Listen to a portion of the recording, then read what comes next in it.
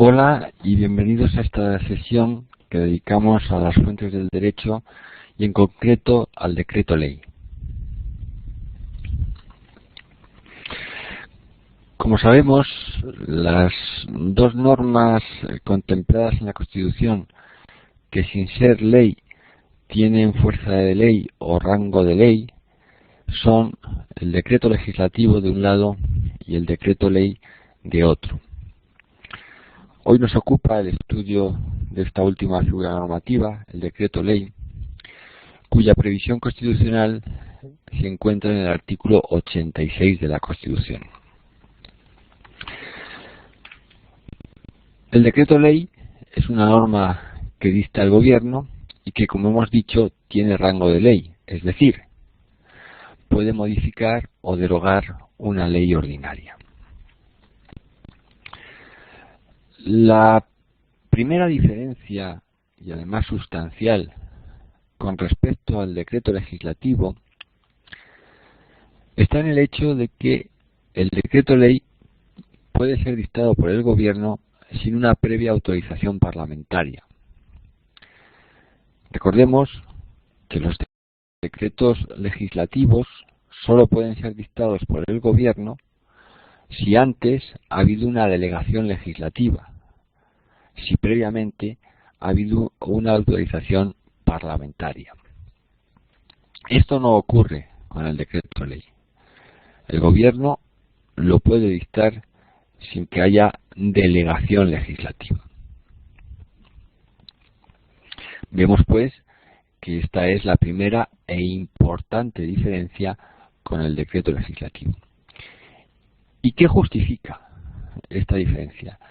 Que permite que el gobierno pueda dictar ni más ni menos que una norma con fuerza de ley y que además lo pueda hacer sin que previamente haya mediado una autorización del Parlamento.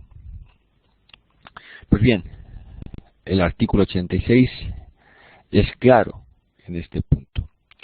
Los decretos leyes solo se podrán dictar en casos de extraordinaria y urgente necesidad. Advirtamos que en ocasiones, que en no pocas ocasiones, los ordenamientos jurídicos necesitan una regulación de urgencia, necesitan dar respuesta a situaciones de extraordinaria y urgente necesidad. El Parlamento no es el órgano idóneo para dar esta respuesta urgente. El procedimiento legislativo que tiene lugar en el Parlamento es por definición un procedimiento lento. Es un procedimiento lento porque de lo que se trata es de debatir, y cuanto más mejor, la ley que en su caso va a ser aprobada. No perdamos de vista que los parlamentos están formados por fuerzas parlamentarias con distinta ideología y que en consecuencia sus debates van a ser en realidad contraposición de ideas y de intereses, lo que hace que sea en ocasiones difícil llegar a acuerdos y que estos no se consigan con rapidez, sino que necesiten su tiempo. Vemos pues que el Parlamento no es ciertamente el órgano más apropiado para llevar a cabo una regulación de urgencia. El gobierno, en cambio, sí. El gobierno, en cuanto órgano unitario, es un órgano mucho más ágil a la hora de tomar decisiones. Y desde luego sí que es un órgano en disposición de poder dar una respuesta de urgencia a situaciones que así lo requieran. Por ello, la Constitución deposita en el gobierno esta potestad de dictar decretos leyes, es decir, esta potestad de dictar normas con rango de ley que regulen situaciones de extraordinaria y urgente necesidad. Llegados a este punto, lo que necesitamos es saber cuándo estamos ante supuestos de extraordinaria y urgente necesidad.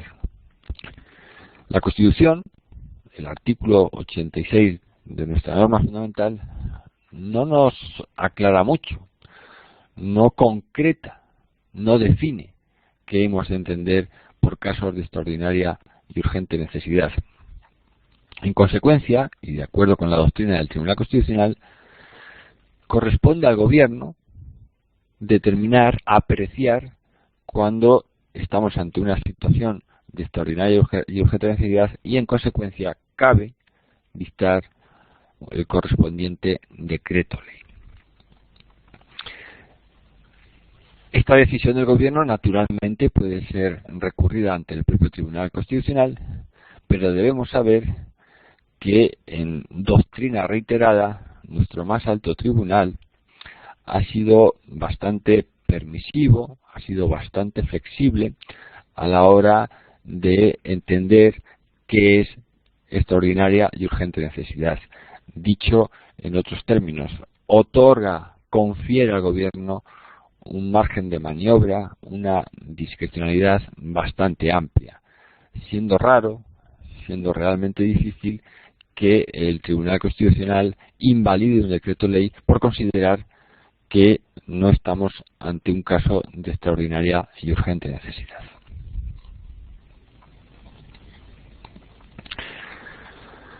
Dado que el decreto ley tiene fuerza de ley y que se dicta sin una previa autorización parlamentaria, es del todo lógico que no pocas materias, y sobre todo no pocas materias importantes, le sean excluidas, le estén vedadas.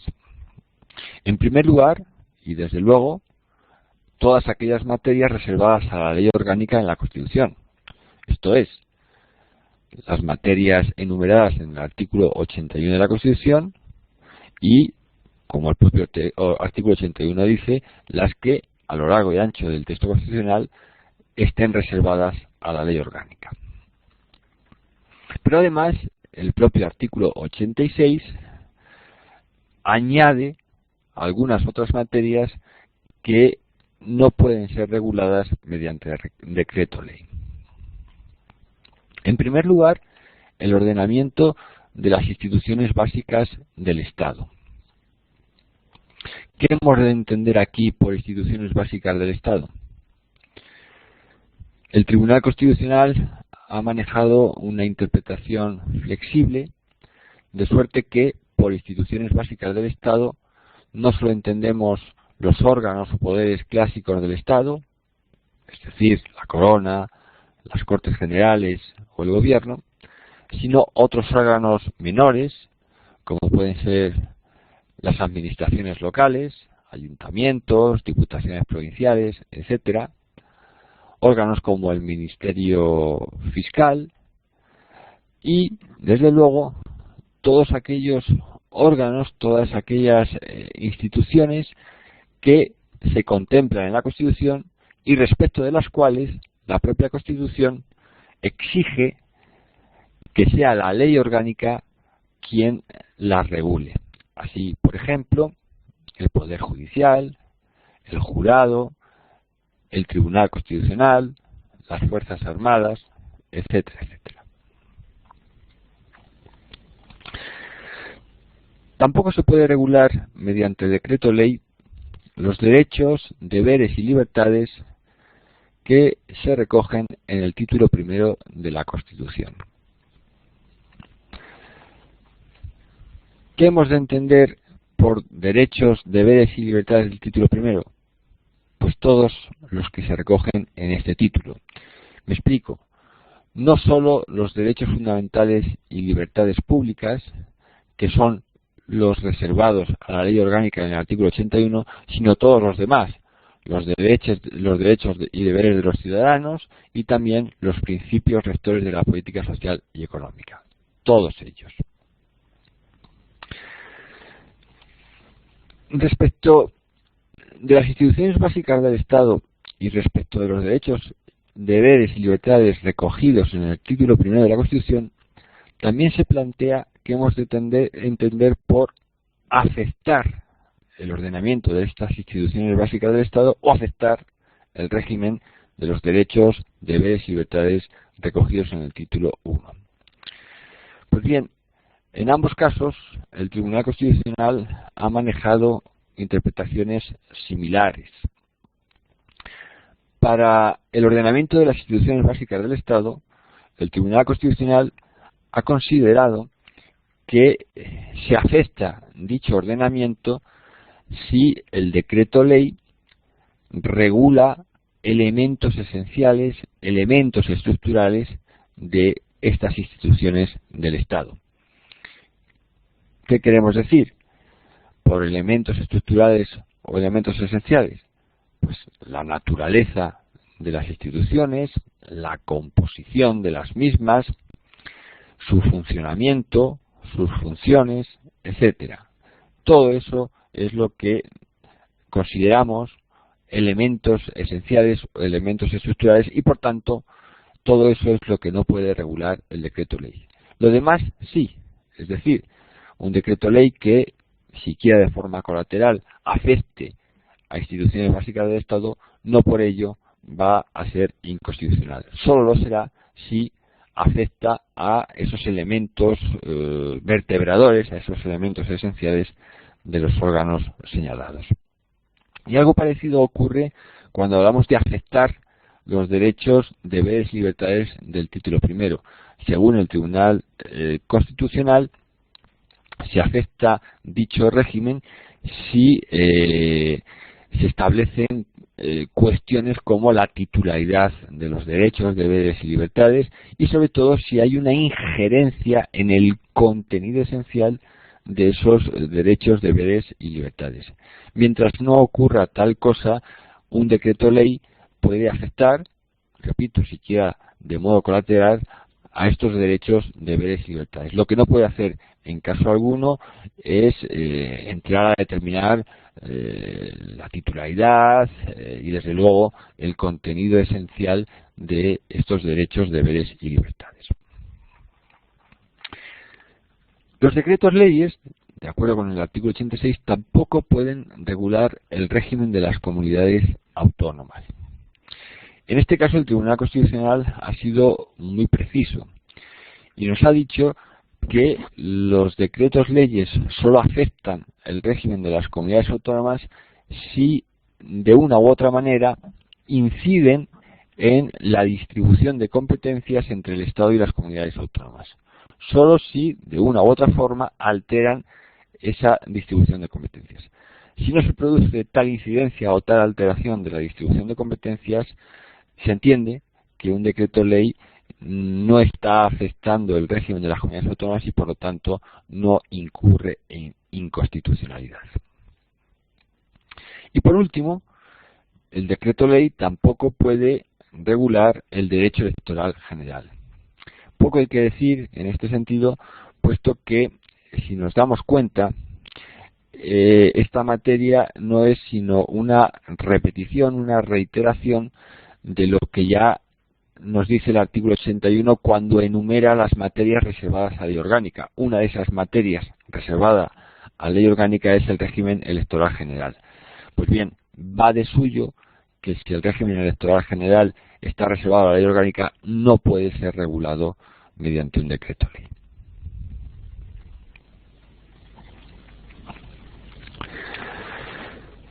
Bien, sabemos, por lo que llevamos dicho, que el decreto ley, a diferencia del decreto legislativo, es dictado por el gobierno sin una previa autorización parlamentaria, es decir, sin una previa intervención del Parlamento, que es justo lo contrario de lo que sucede con el decreto legislativo, que solo puede ser dictado si antes ha habido una autorización del Parlamento. En el caso del decreto ley, la intervención del Parlamento no es a priori, no es antes, pero sí que se produce a posteriori, sí que se produce después. ¿Por qué? Pues porque el apartado segundo del artículo 86 obliga al gobierno, en el plazo de 30 días desde que se dictó el decreto ley, a elevarlo al Congreso de los Diputados para que éste se pronuncie sobre o bien su convalidación o bien su derogación. El decreto ley se eleva al Congreso de los Diputados para que éste lo debata y para que éste vote si lo convalida o si por el contrario lo deroga. Esta es una obligación que tiene que cumplir el gobierno y para ello, en el supuesto de que el Congreso de los Diputados no estuviese reunido, tendrá que reunirse el proceso para llevar a cabo este debate y esta votación, incluso si el Congreso estuviese disuelto o hubiera finalizado su mandato. Esta función de debatir y votar el decreto ley le corresponderá a la Diputación Permanente, pero en todo caso el decreto ley en ese plazo de 30 días tiene que ser elevado a la Cámara Baja para que ésta se pronuncie. Si el Congreso convalida el decreto ley, pues lógicamente este mantiene su vigencia, sigue en vigor. Ahora bien, eso no significa que se convierta en ley. Sigue siendo un decreto ley, es decir, sigue siendo una norma dictada por el gobierno que tiene, no obstante, fuerza o rango de ley. Pero no se convierte en ley.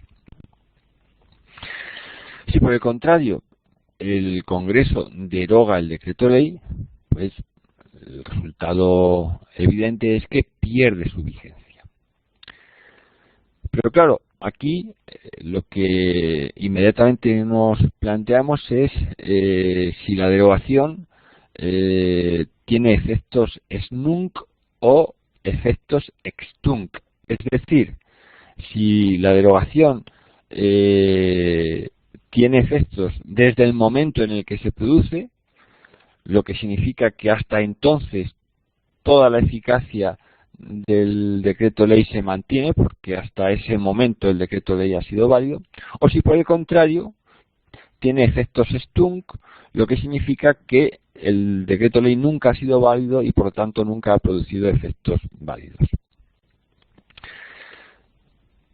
La Constitución no nos aclara este dilema y en consecuencia lo idóneo es que el propio Congreso de los Diputados, cuando se pronuncia, y en el caso de que derogue el decreto ley, lo indique, nos indique si estamos ante una derogación con efectos ex nunc o si estamos ante una derogación con efectos ex tunc. En el supuesto de que el Congreso de los Diputados, derogando un decreto ley, no nos diga ante qué tipo de efectos estamos, la doctrina mayoritariamente se decanta a pensar que los efectos tienen que ser efectos ex nunc, es decir, que el decreto ley ha sido válido hasta el momento de la derogación y que los efectos que hasta ese instante ha producido se mantienen y solo deja de tener eficacia desde el preciso instante en que el Congreso lo deroga. Por último, dentro de esta tramitación parlamentaria del decreto ley, hemos de decir que conforme al artículo 86 apartado tercero, dentro de ese plazo de 30 días al que antes nos referíamos, cabe la posibilidad de que las Cortes tramiten el decreto ley, como un proyecto de ley a través del procedimiento legislativo de urgencia. Esta posibilidad, repito, se contempla en el artículo 86.3 y solo a través de ella un decreto ley podrá efectivamente convertirse en ley. Hemos dicho antes que la convalidación supone mantener la vigencia del decreto ley, pero no convertirlo en ley. Para que un decreto ley se pueda convertir en ley, hay que seguir esta posibilidad prevista en el artículo 86.3. Una posibilidad, por cierto, que no es sustitutiva ni alternativa de la convalidación. La convalidación en todo caso tiene que producirse. La convalidación, mejor dicho, el sometimiento del decreto ley al Congreso de los Diputados para que lo debata y lo vote.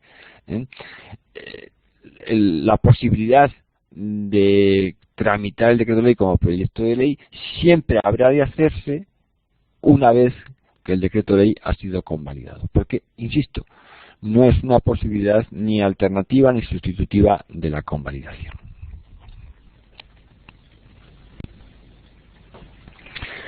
Por último, debemos dedicar brevemente un apartado al control sobre el decreto ley.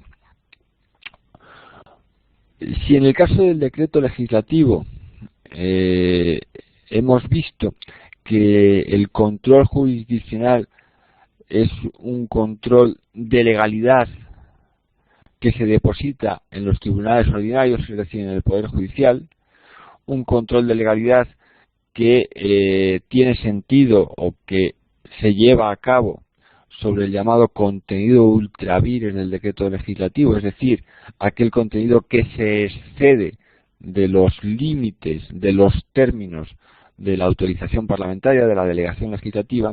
Si eso es lo que ocurre en el decreto legislativo, porque así lo ha estimado el Tribunal Constitucional, asumiendo las tesis de la doctrina mayoritaria, si eso es lo que ocurre en el decreto legislativo, en el caso del decreto ley la cosa es mucho más sencilla. En el caso del decreto ley no hay duda, nunca se ha discutido de que el control jurisdiccional sobre el mismo corresponde al Tribunal Constitucional y es un control de constitucionalidad, no es un control de legalidad. Con el decreto ley ocurre, por tanto, lo mismo que con la ley. Al estar ante una norma con rango de ley, el juicio que corresponde es un juicio de constitucionalidad. Es decir, lo que hay que determinar, lo que hay que examinar es si el decreto ley se ajusta o no a la Constitución. Y eso es un control de constitucionalidad que solo puede ejercer el Tribunal Constitucional a través de los procedimientos previstos a efecto y que ya conocemos. Por un lado, el recurso de inconstitucionalidad previsto en el artículo 161 apartado primero, o en su caso a través de la cuestión de inconstitucionalidad prevista en el artículo 163.